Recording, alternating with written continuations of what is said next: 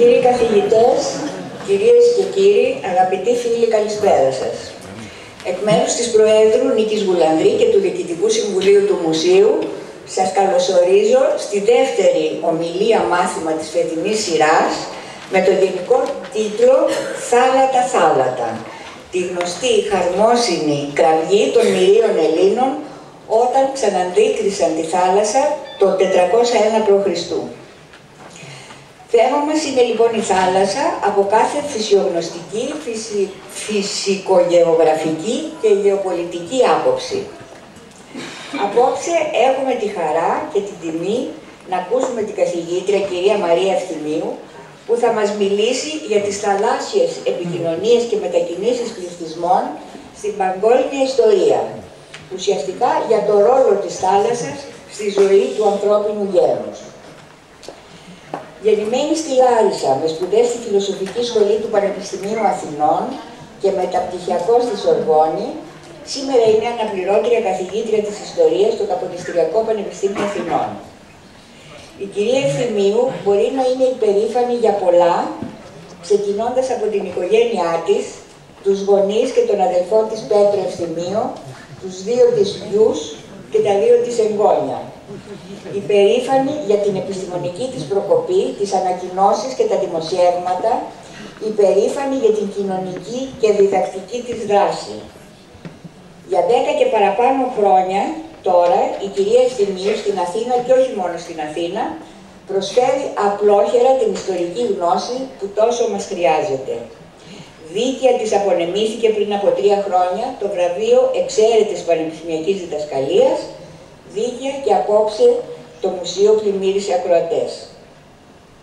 Αγαπητή κυρία Ευθυμίου, σας εκφράζουμε τις πιο θερμές μας ευχαριστίες για τη συμμετοχή σας στην απόψινή εκδήλωση. Ευχαριστούμε επίσης τους συμβούλους μας, κύριο καθηγητή Θεοδόση Τάσιο και Φάνη Κακριδή, και όλους εσάς, αγαπητοί φίλοι, που μας τιμάτε με την παρουσία σας. Σας ευχαριστώ.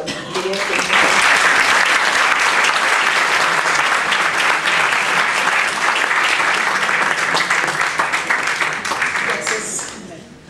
Είναι χαρά μου που είμαι κοντά σας. Πειράζει να μην χρησιμοποιήσω το μικρόφωνο, το κάτι θα ήθελα, σας παρακαλώ. Δεν τα ακούγεστε όλα. Τέλεια. Τι είπατε? Α, κάνουν έλλειψη, εντάξει, τότε εδώ. Το θέμα το σημερινό αφορά ένα στοιχείο το οποίο συνδέεται με τους Έλληνες, αλλά και με όλο τον κόσμο. Γιατί αυτή η γη που ζούμε, η Φίλιο στην οποία ζούμε, κατά 78% αποτελείται από νερό και το μεγαλύτερό της τμήμα είναι θάλασσες. Θα έλεγε λοιπόν κανείς ότι η θάλασσα είναι το κύριο σημείο της ζωής του ανθρώπου. Θα ξεκινήσω από μια ιστορία. Πάει μακριά και έρχεται κοντά. Σήμερα οι μελετητές της παγκόσμιας εξέλιξης πιστεύουν ότι ο άνθρωπος δημιουργήθηκε κάπου εδώ στην Ανατολική Αφρική 4,5 εκατομμύρια χρόνια πριν, αποκόπηκε από τη ροή εξέλιξης άλλων ζώων και γενικά η Ανατολική Αφρική είναι ένα σημείο για το οποίο υπάρχουν πολλές συζητήσεις μεταξύ γεωλόγων, ανθρωπολόγων, παλαιοντολόγων, ακριβώς γιατί είναι πολύ σημαντικό αυτό το ζήτημα που πρωτοπαρουσιάστηκε ο άνθρωπος. Οι θεωρίες μέχρι στιγμής κατατείνουν στο ότι δημιουργήθηκε κάπου εδώ, στην Ανατολική Αφρική, και ότι μετά διαχύθηκε στην Αφρική και στην Ευρώπη και την Ασία. Γιατί αυτή η εισαγωγή? Διότι επειδή υπάρχει μεγάλο ενδιαφέρον για το θέμα, σχετικά πρόσφατα κάποια ομάδα Αμερικανών ανθρωπολόγων, μελετώντας φυλές εδώ στην Ανατολική Αφρική, εντόπισαν μία φυλή η οποία ήταν μαύρη, αλλά με μύτη λεπτή, υποκίτρινα μαύρη, και τα χείλη όχι τόσο σαρκώδη, δηλαδή δεν είχε ακριβώς νεγροειδή μορφή. Μόλις συνάντησαν αυτή τη φυλή, αμέσως πήρε φωτιά το κορδελιό, διότι συνδυάζεται με τη θεωρία. Τι θεώρησαν? Ότι η Ανατολική Αφρική είναι η περιοχή γένεσης όχι μόνο του ανθρώπου, αλλά και των φυλών του ανθρώπου. Ότι κάποτε δηλαδή εδώ προϋπήρξε κάποιες ομάδες ή αυτή η ομάδα, η οποία εμπεριείχε τα χαρακτηριστικά και των άλλων φυλών που δημιουργήθηκαν, λέμε, αργότερα, και έτσι διαχύθηκαν αυτές οι φυλές.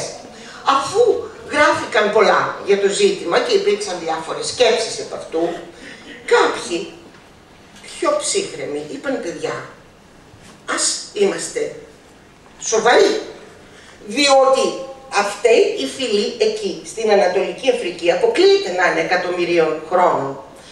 Πότε δημιουργήθηκε? Προφανώς δημιουργήθηκε μετά το 1430. Τι είχε συμβεί το 1430? Εκείνη την εποχή η Κίνα των Μινγκ για πρώτη φορά στην ιστορία της έγινε εξωστρεφής σε σχέση με τη θάλασσα. Η Κίνα είναι μια τεράστια χώρα και σε μέγεθος, με έκθεση προς τη θάλασσα, αλλά δεν είναι ναυτική χώρα. Δηλαδή δεν έχει μεγάλες επαφές μέσω θαλάσσης. Θα εξηγήσουμε με τι έχει. Όμως αυτή η δυναστεία των Μινγκ μετά το 1400 και σε διάστημα 30 περίπου χρόνων απέστειλε 7 αποστολές ναυτικές τεραστίας κλίμακας. Μία από αυτές θεωρείται η μεγαλύτερη ναυτική αποστολή που έχει σταλεί ποτέ στην ιστορία της ανθρωπότητας, με καράβια 10 φορές μεγαλύτερα από κάθε άλλο καράβι στη γη εκείνη την εποχή, ξύλινα καράβια, τεράστια. Δημιουργήθηκαν αυτά τα καράβια υπό ξυλία του Βιετνάμ, διότι το Βιετνάμ ήταν υποτελές στους Μινγκ και οι Μινγκ έκοψαν τόσα πολλά δέντρα από τις ζούγκλες του Βιετνάμ για να στήσουν αυτά τα τεράστια καράβια, που στο Βιετνάμ υπήρξε εξέγερση εναντίον της Κίνας, δηλαδή το πλήρωσε ο αυτοκράτορας αυτό το πράγμα. Γιατί σας λέω τι ήταν αυτές οι αποστολές? Η πιο σημαντική από αυτές έγινε στη δεκαετία του 1420 και αρχηγός αυτής της αποστολής ήταν ένας Τσουνγκ Χο, ο οποίος ήταν μουσουλμάνος στην καταγωγή, μουσουλμάνος Κινέζος, από μια απικία, παροικία μουσουλμάνων στο νότο της Κίνας. Αυτός λοιπόν ήταν ο αρχηγός αυτής της αποστολής και έγινε η εξέλιξη αυτής της αποστολής είναι μυθιστορηματική, διότι οι Μινγκ ήθελαν με αυτή τη δράση να χαρτογραφηθεί ο κόσμος. Δεν ήξεραν ακριβώς ποιος είναι ο κόσμος. Σας λέω ότι αυτή η αποστολή είναι νωρίτερα από τον Πορτογάλων. Οι Πορτογάλοι ξεκινούν περίπου εκείνη την εποχή, ψάχνοντας την Αφρική. Οι Μινγκ δηλαδή προηγήθηκαν τις δράσεις των Ευρωπαίων για τη χαρτογράφηση του κόσμου, μόνο που δεν τη συνέχισαν. Δηλαδή αυτή η προσπάθεια διήρκησε 30 περίπου χρόνια, μετά σταμάτησε και σταμάτησε μάλιστα και ικτρά, διότι θεωρήθηκε ότι ήταν μια βλασφημία το μέγεθος αυτής της αποστολής. Το κράτος είχε εξοδέψει πάρα πολλά χρήματα για αυτά τα πελώρια πλοία, είχαν αποσταλεί χιλιάδες ναύτες σε πολλά σημεία. Η εντολή ήταν να καταγράψουν τα αστέρια, τη θέση των αστεριών σε κάθε σημείο που βρίσκονταν και να καταγράψουν τυχόν φαινόμενα, γιατί η Κίνα είχε πολύ μεγάλη παράδοση στα ζητήματα της αστρονομίας και της καταγραφής φαινομένων και εξ αυτού ήθελε να βελτιώσει την αίσθηση του μεγέθους του χρόνου κτλ. Μάλιστα. Γιατί σας τα λέω όλα αυτά? Διότι αυτή η τρομερά μεγάλη αποστολή χιλιάδων ανθρώπων έκανε τον κύκλο της. Όσοι φουκαράδες επέζησαν από αυτή την τρομερή αποστολή, όταν επέστρεψαν στην Κίνα, μέσα στα λάθια και στην ταλαιπωρία, τους συνέλαβαν, τους έβαλαν φυλακή και δέσμευσαν τα έγγραφα των πλοίων, έκαψαν τα ημερολόγια των καπεταναίων. Γιατί στο μεταξύ θεωρήθηκε ότι λόγω της έντασης και αυτής της αποστολής η χώρα επλήγει από μια σοβαρή ασθένεια, συνέπεσε να υπάρξει μια μεταδοτική ασθένεια και η ερμηνεία ήταν ότι ο ουρανός τιμωρεί την Κίνα για την υπερβολή της. Μάλιστα. Έτσι, από αυτή την αποστολή δεν γνωρίζουμε πολλά. Γνωρίζουμε όμως ότι έφτασε με βεβαιότητα στην Ινδονησία, δηλαδή χαρτογράφησε την Ινδονησία και κάποια νησιά της Μελανησίας, της Πολυνησίας, οπωσδήποτε περιέπλεψε την Ινδία και την Κεϊλάνη και τις ακτές της Αφρικής. Γι' αυτό είναι βέβαιο ότι συνέβη. Και ξέρουμε ότι στις ακτές της Αφρικής συνέβησαν πολλά ναυάγια. Εξ αυτού, προφανώς κάποιες χιλιάδες Κινέζων ναυτών σε κάποιο ή κάποια από αυτά τα ναυάγια βρέθηκαν στην ακτή, ενώθηκαν βιολογικά με τους υπάρχοντες πληθυσμούς και αυτό το παράξενο κίτρινο, μαύρο και δεν είναι από τα 4 εκατομμύρια χρόνια, αλλά είναι από αυτή την αποστολή, από αυτές τις αποστολές της 30ετίας που η Κίνα για σχεδόν μόνη φορά στην ιστορία της έγινε εξωστρεφής μέσα από τη θάλασσα. Η θάλασσα είναι η μεγάλη λεωφόρος, η μεγάλη οδός και την έχουμε στο νου μας πάντα. Από τη θάλασσα μετακινήθηκαν πληθυσμοί σε ιστορικές εποχές, εκατομμύρια ανθρώπων. Όταν σκεφτόμαστε τις Ηνωμένες Πολιτείες Αμερικής, παραδείγματος χάριν, και το κύμα μετανάστευσης που οδηγήθηκε προς τις Ηνωμένες Πολιτείες Αμερικής μετά τον εμφύλιο της Αμερικής, κυρίως μετά το 1870, των Ηνωμένων Πολιτειών, 1880, 1890, 1900, μέχρι και την δεκαετία του 1970, ο νους μας είναι σε πλοία, περοκιάνια, γεμάτα μετανάστες από κάθε περιοχή της γης, που φτάνουν από τη θάλασσα, από θαλάσσης, σε αυτήν την μεγάλη χώρα, την τόσο ποθητή. Και όχι μόνο τις Ηνωμένες Πολιτείες Αμερικής, αλλά στον ίδιο αιώνα, το 19ο αιώνα και τον 20ο, και η Νότια Αμερική επίσης δέχεται τεράστιους αριθμούς μεταναστών, όλοι με πλοία. Από πού έρχονται αυτοί οι άνθρωποι το δεύτερο μισό του 19ου αιώνα? Από παντού, αλλά να αναφέρω έτσι κάποιες ενδεικτικές ιστορίες. Εδώ στην Ιρλανδία, στα μέσα του 19ου αιώνα, ο πληθυσμός τρέφονταν με πατάτα, ήταν μονοκαλλιέργεια η πατάτα. Εκεί στα μέσα του 19ου αιώνα έπεσε μία ασθένεια στη ρίζα της πατάτας, καταστράφηκε η παραγωγή της πατάτας, με αποτέλεσμα εκατομμύρια Ιρλανδών να πεθάνουν από την πείνα και άλλα εκατομμύρια Ιρλανδών να μπουν σε πλοία και να κινηθούν και αυτά στη Βόρεια Αμερική. Γι' αυτό και στη Βόρεια Αμερική υπάρχει ισχυρή παρουσία Ιρλανδών. Αντιστοίχως, πάλι στο 19ο αιώνα, μετά τη δημιουργία της Ιταλίας, την ενοποίηση της χώρας που λέγεται Ιταλία, εκατομμύρια Ιταλοί, λόγω των κραδασμών της ενοποίησης και των δυσκολιών της οικονομίας στο ξεκίνημα των πραγμάτων, ιδιαίτερα από το κεντρική και νότια Ιταλία, η οποία ήταν φτωχή περιοχή, κατά εκατομμύρια μετακινήθηκαν πάλι προς την Αμερικανική Ήπειρο, κυρίως στη Βόρεια Αμερική, αλλά και την Νότια, πάλι με πλοία. Απλώς σας επισημαίνω ότι η μετανάστευση των Ιταλών μεταξύ του 1870 χοντρικά και του 1970 είναι η μεγαλύτερη μετανάστευση που έχει καταγραφεί ποτέ στην Ευρώπη. Μέσα σε αυτή την εκατονταετία μετανάστευσαν περίπου 26 εκατομμύρια Ιταλοί. Είναι ένα τεράστιος αριθμός. Μετανάστευσαν όχι όλοι στις Ηνωμένες Πολιτείες, αλλά ο μεγαλύτερος κορμός αυτής της μετανάστευσης κινήθηκε προς τα εκεί.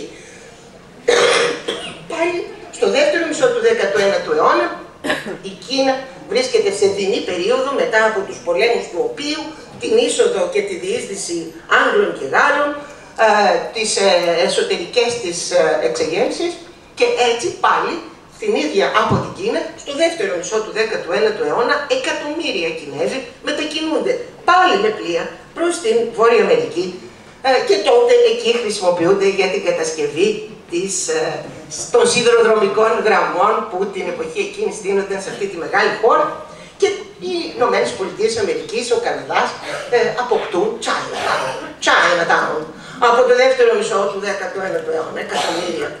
Από την Αφρική επίσης εκατομμύρια άνθρωποι μετακινήθηκαν με πλοία πάλι προς την Ήπειρο, προς την Νέα Ήπειρο, την Αμερικανική, ως δούλοι. Από ποιες περιοχές, σε ποιες περιοχές άνθησε το δουλεμπόριο, άνθησε σε αυτό το πέταλο της Αφρικής. Από εκεί μεταφέρθηκαν με πορτογαλικά, με αγγλικά, με γαλλικά, με ολλανδικά, αγγλικά πλοία, περίπου 11,5 εκατομμύρια δούλοι, μαύροι, στα αμπάρια των πλοίων, στη διάρκεια των περίπου 400 χρόνων που διήρκησε αυτό το δουλεμπόριο. Πάλι δηλαδή με πλοία, ένας πληθυσμός αξιοπρόσεκτος. Πρέπει να έχουμε στο νου μας ότι τότε η γη ήταν πολύ πιο αραιοκατοικημένη και αυτό που λέμε 11 εκατομμύρια σήμερα αντιστοιχεί περίπου σε 10 φορές περισσότερο, έτσι, αναλογικά. Μιλάμε για πολύ μεγάλο αριθμό. Αυτοί λοιπόν τα 11,5 εκατομμύρια δούλων κινήθηκαν προς τις Ηνωμένες Πολιτείες και όλη την Ήπειρο πάλι με πλοία. Μια μετακίνηση μεγάλης κλίμακας, η οποία άλλαξε και την σύνθεση, την φυλετική σύνθεση, τη βιολογική σύνθεση αυτής της Υπήρου που ήδη είχε δεχθεί τους Ευρωπαίους οι οποίοι επικάθισαν πάνω στο προηγούμενο στρώμα των αρχαίγονων κατοίκων. Τώρα και πάλι στο νου μας έχουμε την θάλασσα σαν τόπο διαφυγής, τόπο μετακίνησης. Πάει ο νους μας, θυμάστε μετά τον πόλεμο του Βιετνάμ, όταν στην Ινδοκίνα υπήρχαν δυσκολίες οικονομικές και αναταραχές, υπήρχαν the boat people, όπως λεγόταν στη δεκαετία του 70 και του 80, εκατοντάδες χιλιάδες άνθρωποι έφευγαν από περιοχές πολέμου εδώ στην Ινδοκίνα, μεταξύ Ινδοκίνας και Ινδονησίας, και οι εφημερίδες ήταν γεμάτες με εικόνες ανθρώπων απελπισμένων που πνίγονταν ή έφταναν στα παράλια σε τραγική κατάσταση λόγω των συνθηκών τις οποίες διέφυγαν. Όπως επίσης στη δεκαετία του 80 από την Κούβα έφευγαν επίσης boat people και πήγαιναν προς την Φλόριντα κτλ. Γενικά έχουμε εικόνες πλοίων γεμάτων με ανθρώπους που επιδιώκουν να αλλάξουν τη ζωή τους, να διαφύγουν από κάτι. Και βέβαια σήμερα κοιτάμε τις ειδήσεις και δεν το συζητώ. Κάθε μέρα βλέπουμε πάλι το ίδιο από τις ακτές της Τουρκίας προς τα δικά μας εδάφη. Η εικόνα λοιπόν δείχνει ότι ο άνθρωπος μετακινείται πολύ στη θάλασσα. Δεν είναι αλήθεια. Δεν είναι αλήθεια. Ο άνθρωπος είναι στεριανό ζώο. Οι μεγάλες του μετακινήσεις έγιναν πεζοί. Η γη κατακτήθηκε πεζοί. Για εκατομμύρια χρόνια κινούνταν πεζοί. Από την Αφρική όλη η μετακίνηση, από όσο γνωρίζουμε, τα 3 εκατομμύρια χρόνια, τα 4 εκατομμύρια χρόνια, 2 εκατομμύρια χρόνια π.Χ. Που άρχισαν οι μετακινήσεις των πρώτων ανθρώπων, έτσι εικάζεται, πέρασαν πεζοί στην Ασία, γιατί περνάς πεζοί στην Ασία, και εξαπλώθηκαν στην Ευρώπη και στην Ασία μέσα σε τα πρώτα εκατομμύρια χρόνια. Η Ήπειρος δηλαδή που δέχθηκε την εξάπλωση του ανθρώπου είναι αυτή, η Ευρασία και η Αφρική, στη διάρκεια των πρώτων εκατομμυρίων χρόνων. Εδώ πλάστηκε η ιστορία του ανθρώπου και πλάστηκε πεζή. Ο άνθρωπος λίγο δεν ήξερε ακριβώς που πάει, χάρτη δεν είχε, αναζητούσε τροφή, σε μικρές ομάδες κινούνταν και σταδιακά κάλυψε αυτήν την ενιαία Ήπειρο, διότι σας θυμίζω ότι Ευρώπη, Ασία και Αφρική είναι ενωμένες. Δύο ήπειροι είναι ξεχωριστές, η Αμερική και η Αυστραλία. Ο υπόλοιπος κόσμος είναι ενιαίος, ενωμένος. Τώρα αυτές οι μετακινήσεις διευκολύνθηκαν από το γεγονός ότι κατά καιρούς υπήρχαν μεγάλη πτώση των θερμοκρασιών. Στα τελευταία 800.000 χρόνια υπολογίζεται ότι έχουμε τουλάχιστον 8 γύρους μεγάλης πτώσης των θερμοκρασιών και επομένως δημιουργίας παγετώνων που έριχνε το επίπεδο της θάλασσας κατά περίπου 140 μέτρα και 150, δηλαδή δημιουργούσε διόδους που σήμερα δεν τις βάζει ο νους μας, δυνατότητας διάσκησης περιοχών που σήμερα μοιάζουν υγρές, παίζει. Είμαστε ζώο της ταιριάς, δεν είμαστε ζώο της θάλασσας. Μπορεί στη γέννησή μας να περάσαμε σε φάση αμφίβιου, αλλά είμαστε ζώο της ταιριάς. Με το νερό δεν έχουμε πολύ μεγάλη σχέση. Θέλω να πω, δεν μπαίνανε οι άνθρωποι μέσα στο νερό. Μέχρι πρόσφατα δεν μπλένονταν οι άνθρωποι. Δεν μπλένονταν. Το νερό δεν είναι για πολύ μεγάλο κομμάτι του ανθρώπου καθόλου φίλος. Είναι κάτι που σε τρομάζει. Πρέπει να σας πω ότι οι μεγάλοι ναυτικοί του 15ου, του 16ου αιώνα, Άγγλοι, Γάλλοι, Έλληνες, δεν ήξεραν να κολυμπούν. Οι ναυτικοί μας, από τα νησιά μας, μέχρι πρόσφατα. Μπορεί να ήταν καταπληκτικοί ναυτικοί, να διέσχιζαν τον Ινδικό ωκεανό, να πέφτουν μέσα στη θάλασσα και να κολυμπούν. Δεν ήταν σύνηθες. Μπαίνανε μέσα στη θάλασσα για να τραβήξουν ένα καράβι, να κάνουν, αλλά αυτό το δικό μας κολύμπι δεν είναι κάτι στο οποίο ο άνθρωπος έχει επιδοθεί συστηματικά. Βέβαια σε κάποιες περιοχές, θα το πούμε αυτό, συνέβαινε, αλλά κατά κανόνα ο άνθρωπος προφυλάσσεται από το νερό, γιατί το νερό μπορεί να του φέρει αρρώστιες, να του φέρει, μέσα στο νερό μπορεί να υπάρχουν διάφορα όντα που να τον βλάψουν και γι' αυτό κανονικά το προσέχει το πράγμα. Κινήθηκε λοιπόν πεζή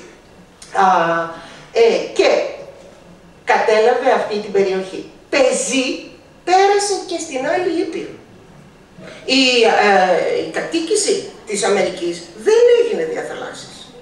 Έγινε πεζή λόγω των χαμηλών θερμοκρασιών και του πάγου, ο οποίος συνέδεε αυτή τη μύτη εδώ, τον περίγκιο πορθμό, με την Αλάσκα.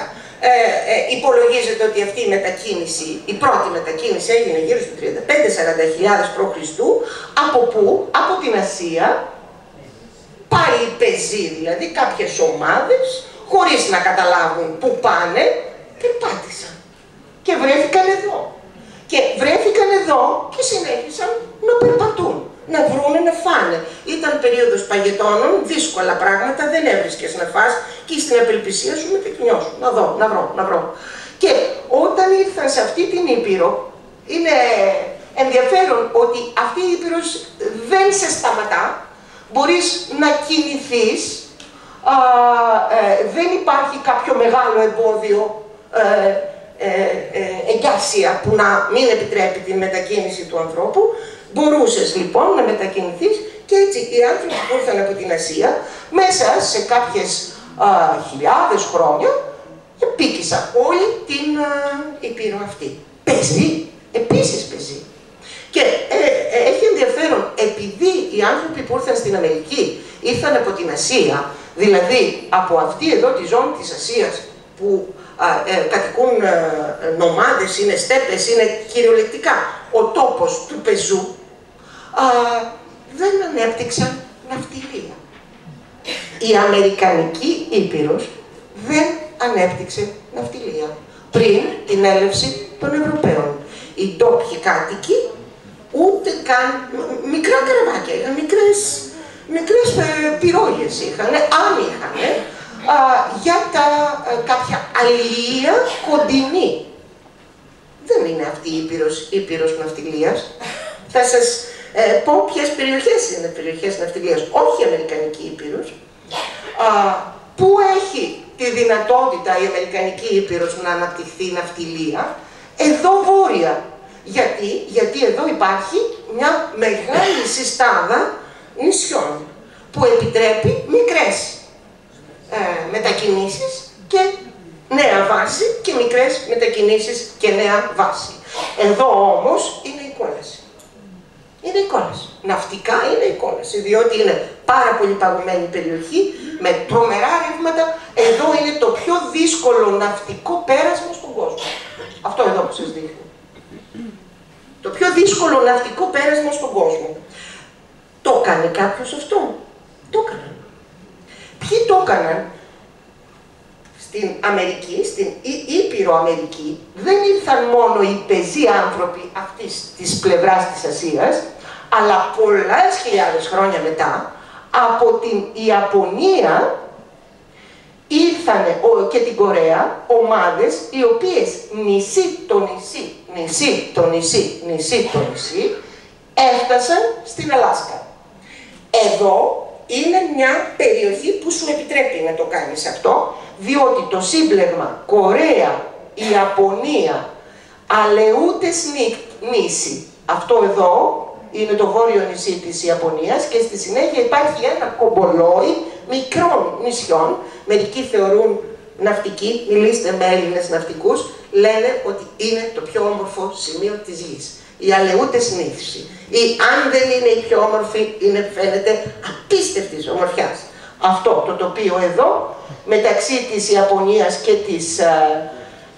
και της Καμτσάτκα και μετά συνεχίζονται τα νησιά σαν κομπολόι και φτάνουν εδώ στην Αλάσκα. Βλέπετε της Αλάσκας τη μύτη που έρχεται το ένα μετά το άλλο. Λοιπόν, έτσι έφτασαν εδώ άλλοι κάτοικοι στην Αμερική που ήταν από την Κορέα, από την Ιαπωνία, γύρω στο 8.000 π.Χ.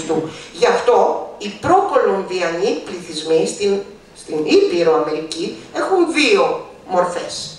Η μία είναι μακρόστενα, με πρόσωπο, με ψηλό μέτωπο, πλούσια μαλλιά, λεπτή και γαμψή μύτη, σχιστά μάτια και μία απόχρωση καφέ κόκκινη, και υπάρχουν μια άλλη ομάδα κατάλευκη με την έκταση του προσώπου προς τα οριζόντια, με λεπτή μύτη, σχιστά μάτια, και είναι η άλλη ομάδα, είναι η ομάδα από την Κορέα και την Ιαπωνία. Αυτή είναι οι Εσκιμόοι, οι οποίοι ζουν στο βόρειο τμήμα, στο πιο κρύο τμήμα της Αμερικής, και οι οποίοι μπόρεσαν, επειδή ήρθαν ναυτικά στην Αμερική, είχαν εξοικείωση με το νερό και τη διαχείριση του ύδατος και πέρασαν στη Γροιλανδία. Πέρασαν στη Γροιλανδία πριν από τους Βίκινγκς.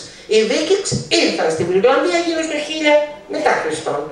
Δεν ήρθαν πρώτοι, ήταν εκεί πέρα πληθυσμοί που προέρχονται από εκείνη την παλαιά μετακίνηση.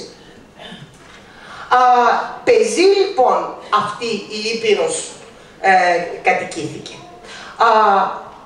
Ποια Ήπειρος κατοικήθηκε από τη θάλασσα με θαλασσοπλοεία? Η Αυστραλία. Εκεί, ναι, εκεί έχουμε την πιο αρχαία, κατά πάσα πιθανότητα, η μετακίνηση του ανθρώπου στην Αυστραλία είναι η αρχαιότερη ένδειξη θαλασσοπλοείας που έχουμε. Διότι για να έρθει κανείς σε αυτή την Ήπειρο, σας λέω ότι γύρω στο 40.000 π.Χ. που έγινε η μετακίνηση του ανθρώπου στην Αυστραλία, εδώ η Νέα Γουινέα, αυτή η νήσος, η Αυστραλία και η Τασμανία ήταν ενωμένες. Ήταν μία Ήπειρος, θα έλεγε κανείς. Ήταν εποχή παγετώνων, δηλαδή η θάλασσα ήταν χαμηλότερα και έτσι είχες περισσότερη γη και λιγότερη θάλασσα, αλλά θαλασσοπόροι διέσχισαν αυτή την περιοχή για να φτάσουν στην Αυστραλία. Αφού έφτασαν στην Αυστραλία, έγιναν της στεριάς άνθρωποι. Οι Αβορίγινες δεν ήταν ναυτικοί. Όταν ήρθαν οι Ευρωπαίοι εδώ, οι Ολλανδοί και οι Άγγλοι, δεν βρήκαν λαούς που ασχολούνταν με τη θάλασσα ήταν στεριανοί. Βέβαια είχαν πρόσβαση σε νερό, θα εξηγήσουμε τώρα, αλλά δεν ήταν η μεγάλη ναυτική. Τώρα ο άνθρωπος λοιπόν μεγάλωσε και ζει και προκόβει στη στεριά. Αυτό είναι το φυσικό του σημείο. Όμως για να ζήσει πρέπει να είναι κοντά σε νερό. Υπάρχει περίπτωση. Έτσι ζήσαμε στη στεριά, αλλά κοντά σε παροχές ύδατος. Η μεγάλη διαφορά, γι' αυτό και αναζητούμε τους πρώτους πολιτισμούς ή ψάχνουμε σε περιοχές κοντά σε λίμνες. Κοντά σε λίμνες και ποτάμια. Αυτό το είδωρ είναι που έκανε τη διαφορά στη ζωή του ανθρώπου. Φυσικά το είδωρ των ποταμιών, των λιμνών, είναι τμήμα του όλου κύκλου του ύδατος. Δηλαδή επικοινωνούν όλα αυτά με τη θάλασσα. Αλλά ο άνθρωπος ζούσε και αναπτύχθηκε κοντά σε νερά στάσιμα και έλλη και τέλματα και λίμνες και ποτάμια, γιατί έβρισκε τροφή, ψάρια, οστρακοειδή, πτηνά στις λίμνες, στα τενάγη, στα ποτάμια. Έρχονται πολλά πτηνά τα οποία του προσέφεραν πρωτεΐνες για να φάει και δεν είναι άξενο. Δηλαδή η έκταση αυτών των υδατίνων δεξαμενών είναι φιλική. Μπορείς κατά κανόνα να αισθανθείς ότι μπορείς να κινηθείς αυτό. Σε ποτάμια και σε λίμνες ο άνθρωπος οργάνωσε την διάσχεσή του, δημιούργησε δηλαδή πηγόγες, κανό, για να αξιοποιήσει τα ύδατα. Δύο περιοχές με τενάγη και λιμνάζοντα ύδατα έπαιξαν μεγάλο ρόλο, οι εξής 103, αλλά αναφέρω τις δύο σημαντικές. Μία τέτοια περιοχή ελών και λιμνών και στασίμων υδάτων είναι στην περιοχή της εκβολής του Τίγρη και του Εφράτη.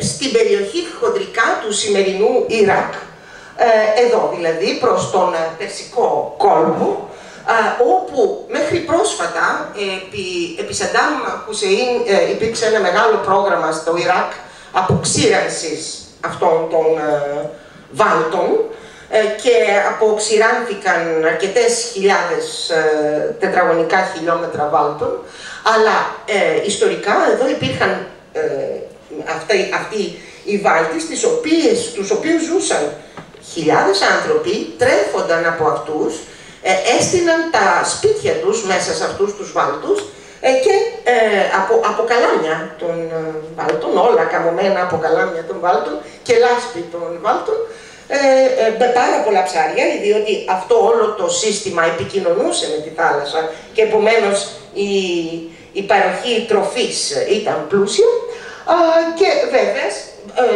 δημιουργήσαν και σκάφη μικρά από πάλι χόρτα και καλάμια για να κινούνται σε αυτά τα τενάγη. Μια άλλη περιοχή που έπαιξε ρόλο ιστορικά και στους επόμενους πολιτισμούς αλλά και στους αρχαίγονους πολιτισμούς είναι εδώ στην περιοχή της Λευκορωσίας. Βρίσκεται κάτω από το Μίνσκ, βρίσκεται μια περιοχή που λέγεται Πριπιάτ ή Πρίπετ. Εκεί είναι τα περίφημα έλλη του Πρίπετ. Αυτά τα έλλη του Πρίπετ είναι στο μέγεθος περίπου της Γαλλίας σε έκταση. Θεωρείται ότι αυτά τα έλλη του Πρίπετ είναι η περιοχή στην οποία αναπτύχθηκαν τα σλαβικά φύλλα ιστορικά, χιλιάδες χρόνια πριν, και πάλι είναι το ίδιο κλίμα. Ποτάμια, λίμνες, έλλη, τέλματα, όλα μαζί το ένα μετά το άλλο, χώροι στους οποίους αναπτύχθηκαν κεντρικές φυλές της Ευρασίας, όπως σας είπα. Γιατί υπάρχει τροφή. Και δεύτερον, γιατί είναι φιλικό για τον άνθρωπο το χαμηλό ύψος του νερού, το ότι υπάρχουν εναλλαγές και μπορούσες χωρίς να ανοίγεσαι σε επικίνδυνες δράσεις να προχωράς και να τριγείς το πράγμα. Δεν είναι τυχαίο όταν οι κονκισταδόρες, ο Χορτέζ, ο Πιζάρο, έφτασαν στην Ήπειρο, την Αμερικανική Ήπειρο, μετά την ανακάλυψή της από τον Κολόμπο, συνάντησαν την πρωτεύουσα του Μεξικού, την Τενοτσιτλάν. Η Τενοτσιτλάν είναι στη θέση που σήμερα είναι η πόλη του Μεξικού, δηλαδή η πρωτεύουσα του Μεξικού. Αυτή ήταν κτισμένη σε ένα νησί μιας λίμνης και διασχίζονταν από υγρές λεωφόρους. Ήταν μια Βενετία. Όταν πήγαν οι Ισπανοί εκεί ήταν μια Βενετία. Και ήταν κατά πάσα πιθανότητα η μεγαλύτερη πόλη στον κόσμο ή μία από τις μεγαλύτερες πόλεις στον κόσμο. Και οι άνθρωποι αυτοί ζούσαν μέσα στη λίμνη και σε επιπλέον διαμόρφωση εσωτερικά της λίμνης για να τρέφονται τόσες χιλιάδες άνθρωποι. Αυτή η λίμνη παρήχε τη δυνατότητα. Παρήχε είδωρ, παρήχε τροφή. Την ίδια εποχή στην Ευρώπη, την ίδια εποχή, δηλαδή γύρω στο 1500, η Βενετία. Μια πόλη μέσα σε τενάχη, μέσα σε λιμνοθάλασσες. Ήταν από τις σπουδαιότερες πόλεις της Ευρώπης και του κόσμου. Και στην Κίνα, η Γιάντσοου και τα λοιπά, η κινέζικη, ας πούμε, Βενετία, γιατί είναι φιλικό έδαφος.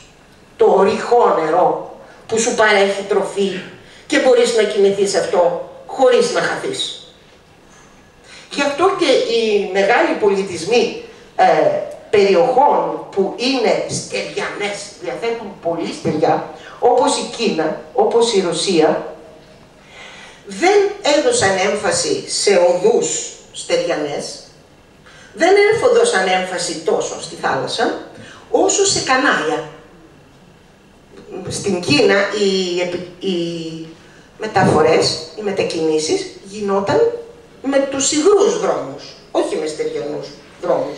Δηλαδή, είτε με τα πλωτά τμήματα των ποταμών, είτε με κανάλια τεχνητά, τα οποία κτίζονταν και συνέδεαν τα πλωτά τμήματα ποταμών και έτσι με ένα κανάλι αποκτούσες την ευκαιρία και την ευκολία να κινηθείς σε πολλά χιλιόμετρα.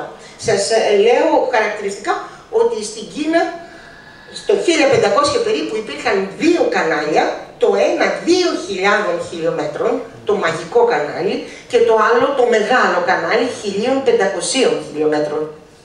Να επαναλάβω, η Κίνα ό,τι κάνει είναι πέραν του μέτρου. Και δεν είναι φυσικά μόνο αυτά τα δύο κανάλια, αλλά είναι και πάρα πολλά άλλα, εκατοντάδες άλλα μικρότερα, τα οποία συνέβαιναν στην Κίνα. Τα ποτάμια έρχονται εγκάσια, από Βυσμάς προς Ανατολάς κινούνται, γιατί είναι τα ύδατα των Ιμαλαίων στο νότο και τα ύδατα της Σιβηρίας στο βορρά. Και επειδή έρχεται λοιπόν ο Γιάνγτσε εγκάσια στο βορρά και ο Κίτρινος ποταμός στο νότο, αν φέρεις κανάλια κάθετα, έχεις συνδέσει τη χώρα. Και είναι υγρή η μετακίνηση. Εκεί η Κίνα είχε ναυσιπλοεία. Η Κίνα στα κανάλια είχε ναυσιπλοεία. Στο μεγάλο κανάλι υπολογίζονταν ότι στο 16ο αιώνα το διέσχιζαν κάθε χρόνο 20.000 πλεούμενα, τα οποία μετέφεραν γύρω στα 200.000 τόνους διαφόρων προϊόντων. Επομένως η Κίνα είχε το νερό για να λύνει το ζήτημά της. Και δεν ήταν μόνο αυτό, τρέφονταν οι άνθρωποι από αυτά τα κανάλια, τις λίμνες. Εκεί τα ψάρια αυθονούσαν. Το ίδιο και η Ρωσία, η οποία δημιούργησε κανάλια, όχι δρόμους, μέχρι στο 18ο, στο 19ο αιώνα, ο Πέτρος ο Μέγας και οι τσάροι του 19ου αιώνα δημιούργησαν ένα τεράστιο δίκτυο διορύγων και καναλιών για την επικοινωνία και την μετακίνηση των ανθρώπων, υγρό στοιχείο. Και βέβαια ο βασιλιάς της Γαλλίας, ο Λουδοβίκος, ο 14ος, για να βοηθήσει την μετακίνηση της χώρας του, η Ευρώπη δεν είναι τόσο των καναλιών, είναι, αλλά στη βιομηχανική επανάσταση πιο πολύ, αλλά στις χώρες όσο πλησιάζουμε προς τη Βόρεια Θάλασσα, εκεί δημιουργούνταν κανάλια. Αλλά στη Γαλλία τα κανάλια ήταν προς βορρά, στο νότο δεν υπήρχαν. Όμως το 1685 δημιουργήθηκε το κανάλι του Μιντί, το οποίο ένωσε την Μεσόγειο με τον Ατλαντικό. Ένα τεράστιο έργο. Θέλω με αυτό να πω ότι ο ανθρώπινος πολιτισμός έδωσε έμφαση στα ύδατα, τα γλυκά, τις δεξαμενές που ήταν ολόγυρά του και βέβαια να μιλήσουμε για την Αμερικανική Ήπειρο, στην οποία δεν υπήρξε ναυτιλία, πάρα πολύ στοιχειώδης στις ακτές της, αλλά στα ποτάμια, ιδίως στον Αμαζόνιο και στα μεγάλα ποτάμια, υπάρχουν μεγάλα τμήματα πλωτά και ο άνθρωπος εκεί όχι απλώς το αξιοποιούσε. Να σκεφτείτε, στον Αμαζόνιο υπάρχουν δελφίνια. Όχι απλώς κάθε είδους ψαριού, υπάρχουν ροζ δελφίνια στον Αμαζόνιο, σε απόσταση χιλιόμετρων από τη θάλασσα. Επομένως είναι μια θάλασσα εκτός θαλάσσης αυτό το σχήμα που σας λέω. Τώρα, ποιες περιοχές του κόσμου ήταν οι πιο πρόσφορες για να τολμήσει κανείς να ανοιχτεί στη θάλασσα? Για να ανοιχτεί στη θάλασσα πρέπει να τολμήσεις. Αν απέναντί σου έχεις ωκεανό, είσαι στο χάος. Δεν ξέρεις που πάει αυτό το πράγμα. Δεν έχεις χάρτη, ξεχάστε το χάρτη. Ας φανταστούμε τους ανθρώπους αυτούς που είναι μπροστά σε ένα τέρας, που δεν ξέρεις που τελειώνει. Δεν είναι εύκολο να μπεις σε αυτή τη διαδικασία για να πας πού, να κάνεις ακριβώς τι.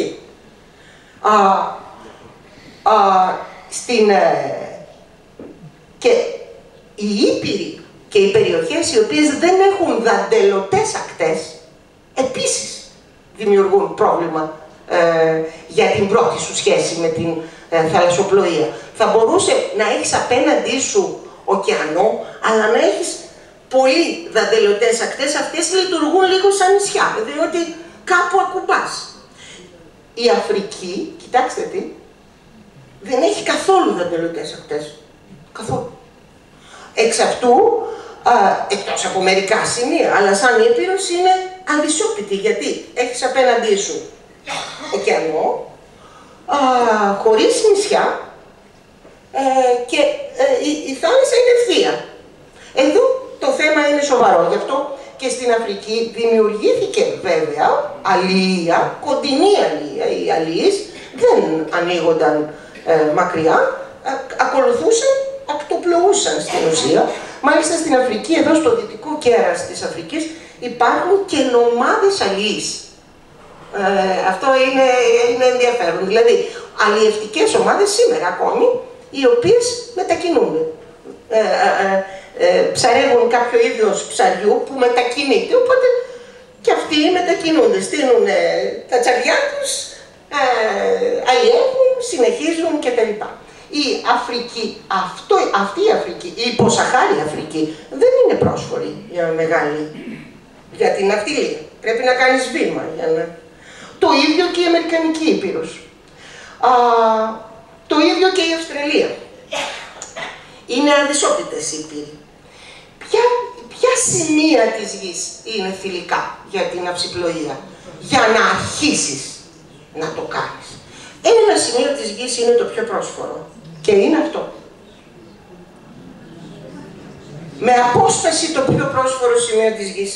Γι' αυτό η ναυσιπλοεία εδώ ξεκίνησε. Δεν είναι τυχαίο ότι από εδώ πέρασαν στο 40 περίπου χιλιάδες π.Χ. στην Αυστραλία οι άνθρωποι. Γιατί είναι το πιο πρόσφορο? Διότι κοιτάξτε τον αριθμό των νησιών. Εδώ υπάρχουν εκατοντάδες χιλιάδες νησιά. Εκατοντάδες χιλιάδες νησιά. Κάποια μεγάλα και κάποια πολύ μικρά. Δεν τα δείχνει ο χάρτης. Ο χάρτης δείχνει τα μεγάλα. Εδώ είναι η περιοχή, εδώ είναι η Μελανησία, είναι η Ινδονησία, η Μελανησία, η Πολυνησία. Ο Ειρηνικός ωκεανός είναι ο μεγαλύτερος ωκεανός του κόσμου, αλλά είναι λιγότερο αδυσόπιτος από τον Ινδικό ή τον Ατλαντικό. Για ποιο λόγο? Γιατί έχει πάρα πολλά μικρά νησάκια. Μα χιλιάδες νησάκια. Αυτά τα νησάκια είναι κυρίως αυτή τη ζώνη, κοιτάξτε, δηλαδή εδώ στο κέντρο και εκεί. Μετά υπάρχει ένα κενό, θα σας εξηγήσω γι' αυτό. Και δεν είναι πολλά μικρά νησιά, πολλά από αυτά είναι κοραλογενή. Είναι γεμάτα κοράλια και είναι νησάκια του μεγέθους της αίθουσας ή της μισής αίθουσας. Χιλιάδες όμως, ή μεγαλύτερα. Επομένως, έδινε τη δυνατότητα να πας νησάκι, το νησάκι, νησάκι, το νησάκι και να μην είναι απέναντί σου μια τόσο τρομακτική θάλασσα. Η θάλασσα ήταν φιλικότερη, ένιωθες ότι μπορείς να το κάνεις. Έβλεπες ενδεχομένως το άλλο νησί ή οι άνθρωποι εδώ, το ξέρουμε από πρόσφατες βέβαια καταγραφές, δηλαδή του 1600-1700, εξηγούσαν στον Κουκ, ας πούμε, κάνω μια παρένθεση, ο Κουκ, ο σπουδαίος Άγγλος ναυτικός του 18ου αιώνα, είχε θαυμάσει τους ναυτικούς της Πολυνησίας και τα σκάφη τους, μικρά, πολύ μικρά. Τα οποία όμως, εδώ, σε αυτές τις περιοχές, τα θεωρούσε πολύ πιο αξιόπλοα από το δικό του το Endeavour, το περίφημο πλοίο του. Φυσικό είναι, διότι εκείνος ήρθε με ένα πλοίο εδώ, που ήταν κατάλληλο για βαθιές θάλασσες, και εδώ δεν είναι, υπάρχουν και μεγάλα βάθη, αλλά πολλά σημεία είναι ρηχές θάλασσες, γιατί είναι ατόλες και είναι και κοραλιογενή. Εκεί πιάνεται το υπογάστριο, η καρίνα του πλοίου και πολλοί Ευρωπαίοι τσακίστηκαν. Ο ίδιος ο Κουκ είπε ότι από όλες τις θάλασσες που πέρασε, η πιο δύσκολη ήταν εδώ η κοραλιογενής περιοχή της Αυστραλίας, διότι είναι μια κόλαση έτσι μυστικών κινδύνων κάτω από το σκαρί σου. Τα σκαριά των Πολυνησίων και των Μελανησίων δεν είχαν αυτό το πρόβλημα, ήταν φτιαγμένα για αυτές τις αποστάσεις και όπως εξηγούσαν οι Μελανήσοι και οι Πολυνήσοι στους Γάλλους, τους Άγγλους ναυτικούς, τους Ολλανδούς το 1600-1700, καταλάβαιναν αν υπάρχει άλλο νησί παραπέρα, κοιτώντας τα πουλιά. Υπολόγιζαν δηλαδή ότι τα πουλιά δεν μπορεί να πετούν συνεχώς και έκαναν παρατηρήσεις στην κίνησή τους πήγαινε έλα και υπελόγιζαν ότι δεν είναι μακριά κάποιο άλλο νησί, είναι μακριά κάποιο άλλο νησί. Επίσης, παρατηρούσαν τα κύματα. Επειδή είναι τόσες χιλιάδες νησιά, τα κύματα χτυπούν με παράξενους τρόπους, δεν είναι ανοιχτή θάλασσα και είχαν παρατηρήσει την δομή, ας πούμε, του κύματος, καθώς έρχονταν στις παραλίες τους και καταλάβαιναν προς τα πού περίπου υπάρχει άλλο εμπόδιο για το κύμα, άρα υπάρχει κάποια στεριά. Άρα μπορώ να κινηθώ προς τα εκεί. Έτσι, οι πρώτες θαλασσοπλοείες, οι πρώτες ναυτικές κατακτήσεις έγιναν εδώ, σε αυτή την περιοχή. Στο 30.000, στο 20.000 π.Χ. Κατοικήθηκαν αυτά τα νησιά, είτε από την Ινδοκίνα, είτε από την ερχόμενη από την Ασία, μέσω Ινδοκίνας, είτε πια με βάση την Ινδονησία, είτε ακόμη και από την Ιαπωνία. Διότι εδώ έχουμε ένα σύμπλεγμα, το καταπληκτικότερο νησιωτικό σύμπλεγμα στον κόσμο, είναι εδώ, που περιλαμβάνει την Μελανησία, Πολυνησία, Ινδονησία, οι Φιλιππίνες, επίσης χιλιάδες νησιά, και στη συνέχεια ακολουθεί ένα κενό, μειώνονται εδώ τα νησιά και συνεχίζουν τα νησιά Ριουκίου, είναι άλλο ένα κομπολόι νησιών από την Ταϊουάν μέχρι την Ιαπωνία, και μετά η Ιαπωνία είναι από μόνη της μία άλλη δέσμη πολλών νησιών που οδηγεί στην Αλάσκα. Επομένως, μετακινούμενος κανείς εδώ πηγαίνει προς αυτούς τους προορισμούς και έχουμε, δηλαδή οι μελετητές έχουν εντοπίσει, πιστεύουν, πότε, πώς κινήθηκε, ποιος, από πού, σε αυτές τις κατευθύνσεις. Άλλο μια άλλη δέσμη που διευκολύνει την ναυτιλία είναι αυτή εδώ η περιοχή, μεταξύ Αφρικής και Ασίας, δηλαδή στην Ερυθρά θάλασσα, διότι εδώ υπάρχει, ας πούμε, ένα φιόρδο, θα έλεγε κανείς, μια βαθιά έσοχη είσοδος της θάλασσας, που επιτρέπει επικοινωνία, επιτρέπει εμπόριο μεταξύ δύο υπήρων, Και βέβαια, ακτοπλώντας στη συνέχεια στην Αραβική Χερσόνησο, μπαίνει κανείς στον Περσικό κόλπο. Εδώ είχαμε παράδοση ναυτιλίας και μέχρι σήμερα υπάρχει παράδοση ναυτιλίας. Εδώ είναι οι περίφημοι Σομαλοί πειρατές μέχρι σήμερα, ακριβώς εδώ. Για να είσαι πειρατής πρέπει να είσαι πολύ καλός ναυτικός. Οι ναυτικοί τους καιρούς τους παλιούς, από πλευράς ναυτοσύνης, θαύμαζαν τους πειρατές, γιατί αυτοί ήξεραν τη θάλασσα ακόμα πιο, με ακόμη πιο περίπλοκες δράσεις από ότι ένας Εύρος. Άλλη περιοχή πρόσφορη είναι εδώ στο βορρά, η Βαλτική θάλασσα, σε συνδυασμό με τη Βόρεια θάλασσα και το σύμπλεγμα των νησιών της Αγγλίας, Μάνχη, δηλαδή Γαλλία, Βόρεια η Φλάνδρα, η Βαλτική θάλασσα, η Σκωτία, η Ιρλανδία, οι Ευρύδες, τα νησιά Φερόες, η Ισλανδία. Δημιουργούν και εδώ σκαλοπάτια. Έλληνας, ο Πυθέας ο Μασσαλιώτης, το 300 τόσο π.Χ. ξεκίνησε από τη Μασσαλία, διέσχισε τις πύλες του Ηρακλέους, δηλαδή το Γιβραλτάρ, ανέβηκε πάνω στην πύλη της ακτοπλώησε, πέρασε το Βυσκαϊκό κόλπο. Εδώ είναι ο Βυσκαϊκός κόλπος, για τους ναυτικούς είναι ένας φοβερός κόλπος, στον οποίο γίνονται πολλά ναυάγια λόγω των ρευμάτων από την Ατλαντικό. Τον πέρασε αυτό, έφτασε στην Αγγλία, κινήθηκε βόρεια, πέρασε τις Ευρύδες και έφτασε στην Ισλανδία. Έφτασε στην Ισλανδία και μας έχει δώσει περιγραφή της Ισλανδίας, η οποία ονομάζεται Θούλη. Όταν έφτασε εδώ ο Πυθέας ο Μασσαλιώτης, βέβαια είναι πολύ πρόσφατο, εννοώ το 300 π.Χ., τα προηγούμενα που σας έλεγα είναι του 30.000 και του 20.000 π.Χ. Αυτό είναι πρόσφατο, δηλαδή με πολύ μοντέρνα πλοία πια. Ο Πυθέας ο Μασσαλιώτης όχι απλώς έφτασε στην Ισλανδία, αλλά κατέγραψε, την περιέγραψε όταν γύρισε, την έχουμε, και έλεγε ότι ήταν όλη η μέρα φως και άλλα φαινόμενα που οι άλλοι του είπαν τρελάθηκες. Πού τα είδες στον ύπνο σου αυτά τα πράγματα, λέει, είχε φτάσει. Και επίσης μελέτησε τον αρκτικό κύκλο. Είναι ο πρώτος ο οποίος τοποθέτησε τον αρκτικό κύκλο, ο Πυθέας ο Μασσαλιώτης. Ένας άλλος σπουδαίος Έλληνας ναυτικός, τώρα για να μην τον ξεχάσουμε, ως τιμή στην αυτοσύνη των Ελλήνων, που μέχρι πρόσφατα ήμασταν ναυτικός λαός πριν γίνουμε δημόσιοι υπάλληλοι, αν θυμάστε ήμασταν ναυτικοί. Ο Ήπαλος, το 100 π.Χ. Χαρτογράφησε τα παράλια της Ινδίας, που και η Ινδία, κοιτάξτε τι, η Ινδία δεν είχε μεγάλη ναυτιλία στη θάλασσα, είναι ακριβώς αυτό που σας είπα, είναι εκτεθειμένη σε μεγάλους ωκεανούς, χωρίς μικρά νησάκια. Είχε ναυτιλία μέσα στα ποτάμια της, στις λίμνες της.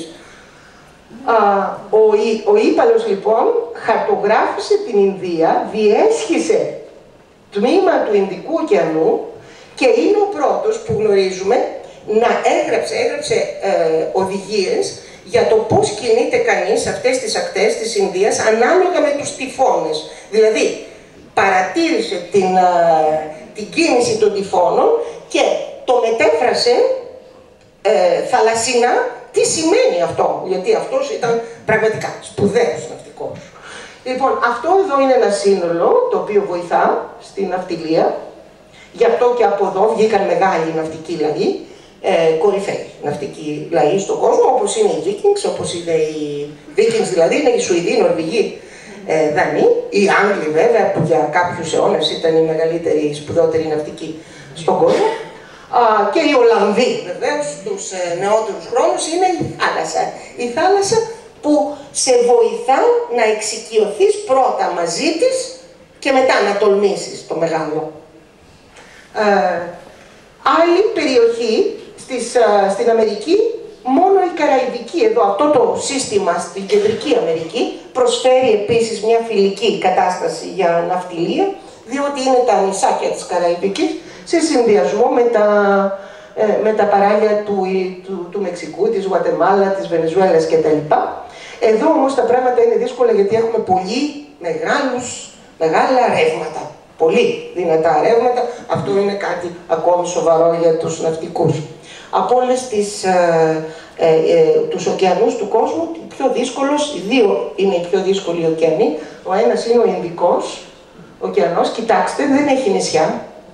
Όταν τον διασχίσεις, δηλαδή είσαι στο έλεος και εδώ τα κύματα φτάνουν στα 30 μέτρα και επίσης έρχονται ρεύματα, κρύα από την Ανταρκτική και ρεύματα από την Ινδονησία και είναι πάρα πολύ δύσκολο για τον ναυτικό. Είναι ο δυσκολότερος ωκεανός στη γη. Σας είπα, ο Ειρηνικός δεν είναι, ενώ είναι ο μεγαλύτερος, λόγω των πολλών μικρών νησιών. Αν βέβαια έχεις πλοίο με βαθιά καρύνα, χαιρετίσματα. Κάπου θα ναυαγίσεις εδώ πέρα, γιατί υπάρχουν πολλά ρηχά σημεία. Τώρα, ο άλλος είναι ο Ατλαντικός, διότι και αυτός, κοιτάξτε, δεν έχει νησιά. Δηλαδή, άμα αποφασίσεις να τον διασχίσεις, ο Κολόμβος δηλαδή έκανε ποκοτιά. Έκανε ποκοτιά, γιατί δεν ήξερε να υπάρχει κάποιο νησί να σταθεί. Λίγο ακόμα θα τον είχαν σκοτώσει οι ναύτες του, διότι λέγανε πού μας έφερες, παιδί μου. Πού πάμε, πουθενά. Δεν βλέπουμε μια στεριά. Τι γίνεται εδώ πέρα, τη γλίτωσε τελευταία στιγμή, όπως ξέρετε ο Κολόμβος. Ακριβώς διότι διέσχισε κάτι πολύ σκληρό. Δεν υπάρχουν εδώ νησιά. Τώρα, μια άλλη περιοχή κατάλληλη για την ναυτιλία είναι η δικιά μας. Η Μεσόγειος θάλασσα. Και μάλιστα θα σας εξηγήσω ότι η Μεσόγειος θάλασσα είναι πολύ καλό φροντιστήριο. Πιο καλό φροντιστήριο από την Πολυνησία. Αυτή η θάλασσα έχει 2-3 άλλες θάλασσες.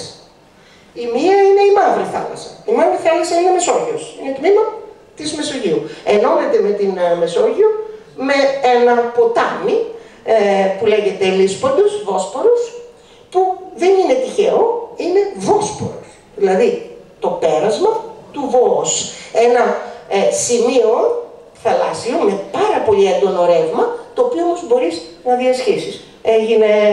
Εκεί οι Έλληνες είχαν μεγάλη παρουσία.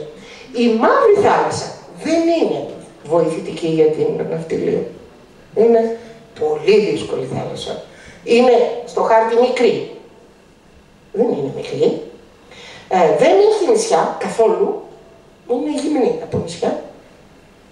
Στο κέντρο της δηλαδή. Και έχει πάρα πολύ δύσκολα ρεύματα. Μα πάρα πολύ δύσκολα ρεύματα, διότι εδώ πηγάζουν ποτάμια τεραστίας κλίμακας. Ο Δούναβης, ο Δνήπερος κτλ. Και αυτά τα νερά κινούνται μέσα στη Μαύρη θάλασσα σαν ποτάμι. Σαν ποτάμι. Γι' αυτό και οι αρχαίοι Έλληνες που την γάμασαν, την ονόμασαν εύξηνο πόντο, παρακαλώντας δηλαδή, επειδή ήταν τόσο άξενος πόντος, του είπανε καλά λόγια για να τον μαλακώσουν, για να τους επιτρέπει να κυκλοφορούν χωρίς μεγάλες απώλειες. Αυτή λοιπόν η θάλασσα είναι άξενη θάλασσα, δύσκολη θάλασσα. Γι' αυτό και κατακτήθηκε από έμπειρους ναυτικούς σε προχωρημένα χρόνια. Οι Έλληνες φτάσαν εδώ το 700, το 600 π.Χ. τότε που πια η ναυτιλία είχε κάνει άλματα, είχε ανακαλύφθηκε το ιστίο, έχει σημασία αυτό, η χρήση του ιστίου. Όταν αλλάζει η κίνηση από κοπηλατικό σε ιστίο, έχεις μεγάλη διαφορά, διότι η κίνηση είναι ταχύτερη κατά κανόνα και δεν χρειάζεσαι πολλούς ανθρώπους πάνω στο πλοίο. Αυτό παίζει ρόλο, διότι όταν έχεις σκουπιά, σου χρειάζονται περισσότερα άτομα που θα πει ότι σου χρειάζεται να κάνεις στάσεις για φαγητό, για νερό. Γενικά τα ιστία έπαιξαν ρόλο. Στην Αίγυπτο γνωρίζουμε ότι κατά πάσα πιθανότητα χρησιμοποιήθηκαν πρώτα ιστία βαμβακερά για τον Νείλο. Και επίσης στο Αιγαίο οι Κρήτες χρησιμοποίησαν γύρω στο 2000 π.Χ. σπουδαίοι ναυτικοί, οι Κρητικοί, χρησιμοποίησαν επίσης ιστία. θα γνωρίζουμε ίσως ότι τον όρο οι άνθρωποι της θάλασσας, οι λαοί της θάλασσας, the sea people, the people of the sea, που αναφέρονται, οι άνθρωποι της θάλασσας αναφέρονται σε αιγυπτιακά κείμενα της δεύτερης χιλιετίας π.Χ., αναφέρονται και σε κείμενα της Μέσης Ανατολής και φαίνεται, δεν ξέρουμε, υπάρχουν χίλιες θεωρίες. Μία από αυτές είναι ότι ήταν Δαναοί, Έλληνες δηλαδή, άλλοι ότι ήταν ομάδες από την νότια Μικρά Ασία. Εν πάση περιπτώσει, μπορεί να ήταν και συνδυασμοί, οι οποίοι εκεί γύρω στο 2000-1500 είχαν μεγάλη κινητικότητα σε εκείνη την περιοχή του κόσμου, όντας επιθετικοί πλέον και λαιλατώντας και εκτυπώντας. Το έχει θάλασσα αυτό. Το έχει στεριά δηλαδή. Στη στεριά φτάσανε εκεί, δεν ξέραν που πηγαίναν, χάρτη δεν είχαν, πήγαν και δημιούργησαν το Βυζάντιο, την πόλη του Βυζαντίου από το όνομα του αρχηγού της εκστρατείας αυτής, του Βίζαντα. Άλλες ομάδες βρέθηκαν στη Μασσαλία, άλλες ομάδες βρέθηκαν στην Βόρεια Αφρική, άλλες ομάδες βρέθηκαν σε όλα τα νησιά της Κροατίας, στις δαλματικές ακτές. Αν θα έχετε ίσως πάει στη Δαλματία, οι Κροάτες πουλούν το αρχαίο ελληνικό παρελθόν των νησιών. Όταν πας στα νησιά παίρνεις ένα φυλάδιο του αιώτ τους και η πρώτη φράση που λένε είναι στο τάδε νησί κατοίκησαν Έλληνες το 600-700 π.Χ. δημιούργησαν επικία με αυτό το όνομα. Σήμερα το όνομα αυτό είναι Έλληνες γέννηση. Πριν από τους Έλληνες ήταν οι Φοίνικες. Οι Φοίνικες ήταν σπουδαίοι ναυτικοί. Αυτοί βρέθηκαν σε μία πλευρά που δεν έχει πολλά νησάκια, εδώ δηλαδή στην Μέση Ανατολή, αλλά χάρη στην ύπαρξη της Κύπρου και της Κρήτης μπορούσε κανείς να κινηθεί και να έχει τις πρώτες ανάσες. Οι Φοίνικες ήταν πολύ σπουδαίοι. Δηλαδή η Μεσόγειος δημιούργησε παράδοση στην ναυτιλία στο 2000, το 1000 π.Χ. Και συνεχίζει να έχει. Είναι πρόσφορο έδαφος για την ναυτιλία. 3 σημεία της γης δεν είναι καθόλου. Είναι τα πιο αποκομμένα σημεία της γης. Από ναυτικής πλευράς εννοώ. Το ένα είναι το σύμπλεγμα της Χαβάης, εδώ. Το άλλο είναι το νησί του Πάσχα, κάπου εδώ. Και το άλλο είναι η Νέα Ζηλανδία. Αυτά είναι τα πιο αποκομμένα σημεία. Γι' αυτό και κατοικήθηκαν τώρα. Τελευταία. Μάλιστα, για αυτά τα σημεία υπήρξαν διάφορες θεωρίες από πού ήρθαν οι κάτοικοι. Αν ήρθαν, ας πούμε, για το νησί του Πάσχα, αν ήρθαν από τα δυτικά προς τα ανατολικά, διότι υπήρχε συνεχής κίνηση νησάκι, το νησάκι, άρα έφτασε κάποιος στην ίσο του Πάσχα. Αν θα ξέρετε, υπήρξαν διάφορες θεωρίες και προσπάθησαν και να το αποδείξουν ότι έφυγαν, όχι, από την Αμερική και πήγαν προς τα εκεί. Υπήρξαν διάφοροι στον 20ο αιώνα ναυτικοί, οι οποίοι προσπάθησαν να αποδείξουν από πού κινήθηκαν για να πάει κανείς στα νησιά αυτά και δημιούργησαν καραβάκια, σκάφη του τύπου που υπέθεταν τότε υπήρχαν και έκαναν ταξίδια. Αν γνωρίζετε το Κοντίκι, ας πούμε, του 1947, Νορβηγός το έκανε αυτό. Τελικά η άποψη είναι ότι όχι, ήρθαν το νησάκι από τα δυτικά εδώ πέρα, στο νησί του Πάσχα. Το νησί του Πάσχα κατοικήθηκε γύρω στο 1300, μετά Χριστόν, δηλαδή στη δεύτερη χιλιετία. Η Νέα Ζηλανδία, επίσης, που είναι αποκομμένη, κατοικήθηκε από τους Μαορί περίπου 800 χρόνια πριν τον Κουκ, δηλαδή γύρω στο 1200-1300 μετά Χριστόν, τότε πρωτοήρθαν άνθρωποι, πάλι από την Μελανησία. Αυτά τα ταξίδια θεωρούνται πάρα πολύ δύσκολα ταξίδια. Αυτοί που κάνανε αυτά τα ταξίδια ήταν σπουδαίοι ναυτικοί. Δεν τους ξέρουμε, δεν είναι καταγεγραμμένοι, αλλά ήταν πραγματικά δύσκολα ναυτικά ταξίδια. Και για την εποχή που έγιναν χωρίς κανένα όργανο, χωρίς καμία βοήθεια, άνθρωποι έφτασαν και στη Χαβάη. Αυτό το σύμπλεγμα της Χαβάης. Αυτό είναι το τελευταίο, τα τρία αυτά είναι τα τελευταία σημεία της πρόσφορης για κατοίκηση γης που εγκαταστάθηκαν άνθρωποι. Λέω αυτό διότι υπάρχει και η Ανταρκτική που εκεί δεν κατοικείς. Ή τα πολύ βόρεια που εκεί δεν κατοικείς. Αλλά αυτά ήταν πρόσφορα σημεία και πρέπει να σας πω ότι ας πούμε οι Μαωρί που κατοίκησαν στην Νέα Ζηλανδία και που ήρθαν με τόσο καταπληκτικό ναυτικό τρόπο δεν εξελίχθηκαν σε ναυτικό λαό. Είχαν καράβια για κάποια αλληλεία, αλλά δεν ήταν οι τρελοί ναυτικοί που να κάνουν μεγάλες. Αυτοί βρήκανε όταν ήρθαν στη Νέα Ζηλανδία ένα πουλί που ήταν 3 μέτρα μεγάλο ψηλό και 250 κιλά βάρος. Η Νέα Ζηλανδία ήταν γεμάτη από αυτό το πουλί, τώρα δεν υπάρχει. Στο 18ο αιώνα φαγώθηκε και το τελευταίο. Και ήταν τόσο μεγάλα, ήταν ένα τεράστιο πουλί το οποίο δεν πετούσε. Σαν τη γαλοπούλα κάτι, σαν την κότα, αλλά τεραστίων διαστάσεων. Επομένως βολεύτηκαν με πρωτεΐνες που βρήκαν εκεί και φυσικά με τις λίμνες, τα ποτάμια, δεν ανοίχτηκαν στο πέλαγος.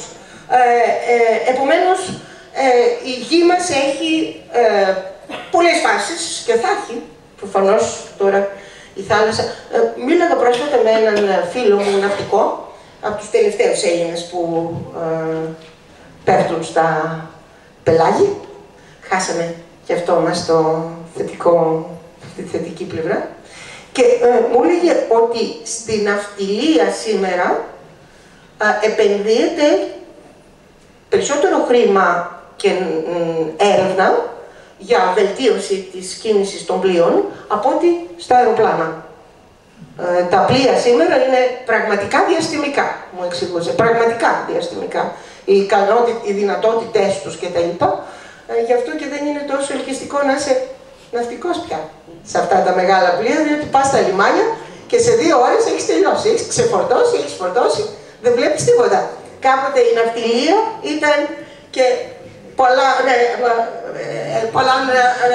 άστεα κενό νέγνο, μάθαινες τον κόσμο. Τώρα είσαι σε ένα θεριό που κινείται διαστημικά, σε λίγα λεπτά τελειώνει, φεύγει, δεν έχεις δει τους τόπους, δηλαδή δεν έχεις συγχρονιστεί με τους ανθρώπους. Αλλά έτσι είναι, η ζωή προχωρά και η θάλασσα πάντα θα είναι πολύ σημαντικό πράγμα για τη γη. Τώρα πια έχουμε πολλά μέσα. Σας ευχαριστώ πάρα πολύ.